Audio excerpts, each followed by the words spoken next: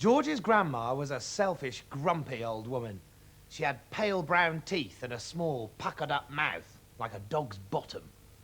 What's more, George had a pretty good idea that she was a witch. She was really horrible. He sat in the kitchen, too frightened to go back into the room where Grandma was. There on the sideboard stood the bottle of medicine. It never did Grandma any good, but she had to have it 4 times a day, and the next dose was due at 11 o'clock. Suddenly, George knew exactly what to do about that horrid old witchy woman. He would make her a new medicine, one that was so strong it would either cure her completely or blow off the top of her head. He took an enormous saucepan from the sideboard and placed it on the kitchen table.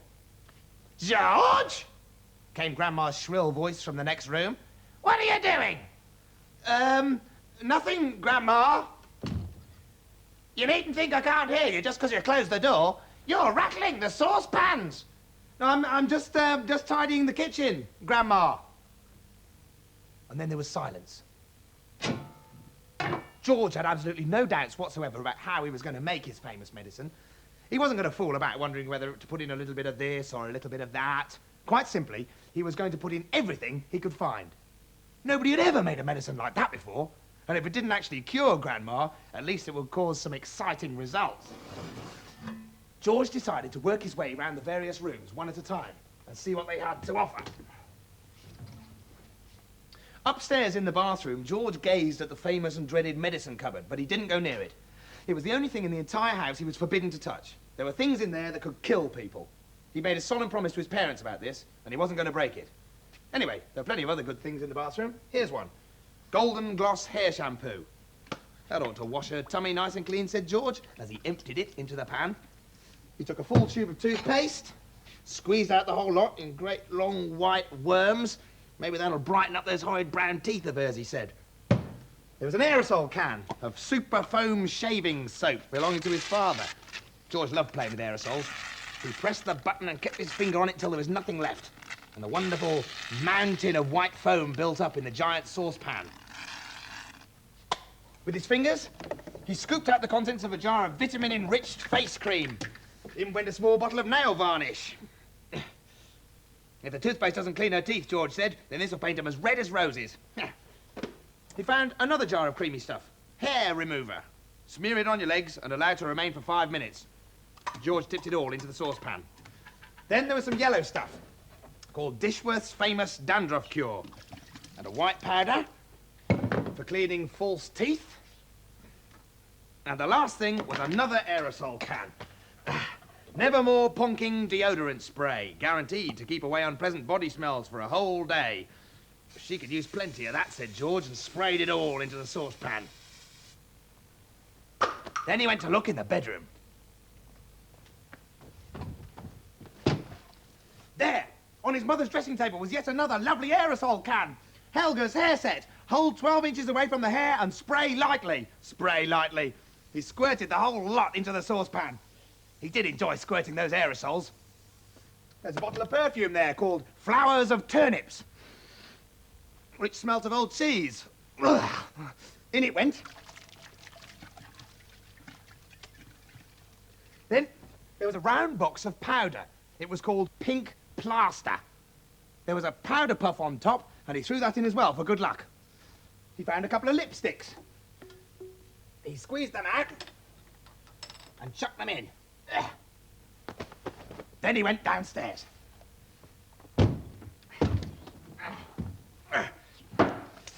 In the laundry room, the shelves were full of all kinds of household items. The first one was a large box of Super White for automatic machines. Dirt will disappear like magic. George didn't know whether Grandma was automatic or not, but she certainly was a dirty old woman, so she'd better have it all. There was a round cardboard carton on the shelf. It said, "Flea powder for dogs. Keep well away from the dog's food, because this powder, if eaten, will make the dog explode." "Good," said George, and he poured it all into the saucepan. The next box was canary seed. "Perhaps this will make the old bird sing," said George. Well now, thought George, Grandma's medicine is brown, so my medicine must be brown too, or she'll smell a rat. A good way to colour it will be with this tin of brown shoe polish. He scooped it out with an old spoon and plopped it into the mixture. And he was just about to go into the kitchen when he saw a bottle of gin near the door. Grandma was very fond of gin. She was allowed to have a small nip of it every evening. Now he would give her a treat. He would pour in the whole bottle. And he did. Back in the kitchen, George put the huge saucepan on the table. Then he had a look at the bottles and jars on the shelves. He chose a tin of curry powder, a tin of mustard powder, a bottle of extra hot chili sauce, a jar of black peppercorns, and a bottle of horseradish sauce. "George," came the screechy voice from the next door room, "what are you up to in there?" Nothing, Grandma. Absolutely nothing." "Is it time for my medicine yet?" No, Grandma, not for about half an hour." "Well, just so you don't forget it." "I won't, Grandma. I promise, I won't." At this point, George suddenly had an extra good wheeze. Although the medicine cupboard in the house was forbidden to him, what about the animal medicines his father kept in the shed? Nobody had ever told him he mustn't touch those. Let's face it, George said to himself, hairspray and shaving cream and shoe polish are all very well, and they'll no doubt cause some splendid explosions inside the old geezer, but what the magic mixture needs now is a touch of the real stuff, real pills and tonics to give it punch and muscle.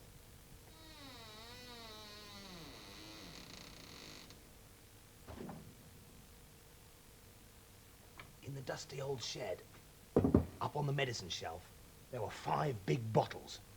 2 had pills in, 2 had runny stuff in, and the last one had orange powder. The label on the powdery one said, "For chickens with foul pest, hen gripe, sore beaks, gammy leg, cockroolitis, egg trouble, broodiness, or loss of feathers. Mix 1 spoonful only with each bucket of food." "Well," said George, "the old bird won't be losing any feathers after she's had a dose of this." The next bottle had gigantic purple pills in. "For horses with hoarse throats," the label said. "The horse-throated horse should suck 1 pill twice a day." Well, Grandma may not have a hoarse throat, George said, but she's certainly got a sharp tongue. Maybe they'll cure that instead. And into the pan went the gigantic purple pills. Then there was a bottle of thick, yellowish liquid. "For cows, bulls, and bullocks. Will cure cowpox, crumpled horns, bad breath in bulls, earache, toothache, headache, hoofache, tail-ache, and sore udders." That grumpy old cow in the living room has every one of those rotten illnesses, George said. She'll need it all. And with a slop and a gurgle, the yellow liquid splashed into the saucepan. The label on the next bottle said sheep dip, for getting rid of sheep rot, ticks, and fleas. Mix 1 spoonful in 1 gallon of water and slosh it over the sheep. Caution: do not make the mixture any stronger, or the wool will fall out and the animal will be naked. "By gum," said George, "how I'd love to walk in and slosh it all over Grandma and watch the ticks and fleas go jumping off her. But I can't, I mustn't, so she'll have to drink it instead." The last bottle on the shelf had pale green pills in. Pig pills, for pigs with pork prickles, tender trotters, bristle blight and swine sickness. Give 1 pill twice a day. More than that will make the pig rock and roll. "Just the stuff for that miserable old pig back there in the house," said George. "She'll need a very big dose." Finally, just for luck, he put in half a pint of engine oil to keep Grandma's engine running smoothly, and a handful of grease to grease her creaking joints. Then he staggered back to the house with the enormous heavy saucepan to give it a good quick boil on the stove. Soon the marvellous mixture was frothing and bubbling. The rich blue smoke filled the kitchen with a fiery, fearsome smell.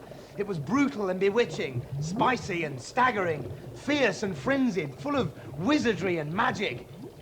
Whenever George got a whiff of it up his nose, firecrackers went off in his skull, and electric prickles ran along the backs of his legs. Suddenly, he found himself chanting strange words that came into his head out of nowhere. "Fiery broth and witch's brew, foamy froth and riches blue, fume and spume and spoon drift spray, frizzle, swizzle, shout hooray! Watch it sloshing, swashing, sploshing, hear it hissing, squishing, spissing. Grandma better start to pray." There was only one problem. Grandma's ordinary medicine was brown, and the new medicine was a deep and brilliant blue colour. It needs more brown in it, said George. It simply must be brown, or she'll get suspicious.